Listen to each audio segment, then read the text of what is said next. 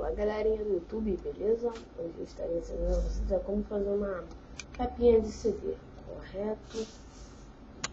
Então, vamos lá. Primeiramente você vai ter que ter uma mídia para CD, papel 2 se tiver, sim.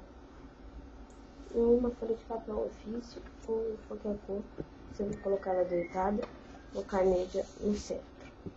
Depois você tira, dobrar o papel, este jeito aqui. E do outro lado você também faz a mesma coisa. Dobre o céu. Bom, se ficar errado aqui não tem problema, porque eu só estou fazendo um teste. Tá? Depois você vai dobrar ele assim de cima. Colocar desse jeito aqui assim. Assim. Depois dobra depois de cima pra baixo.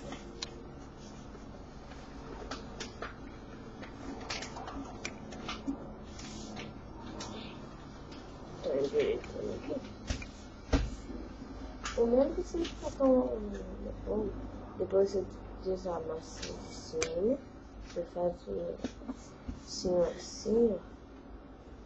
E do outro lado também. Assim vai ficar deste jeito assim. Depois, com uma cola, você vai colar os lados e prende os dois lados. Depois é só você vir assim. Aqui dentro você vem e...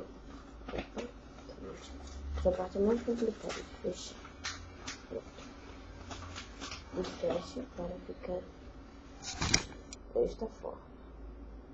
O de vocês vai ficar bem melhor, é claro.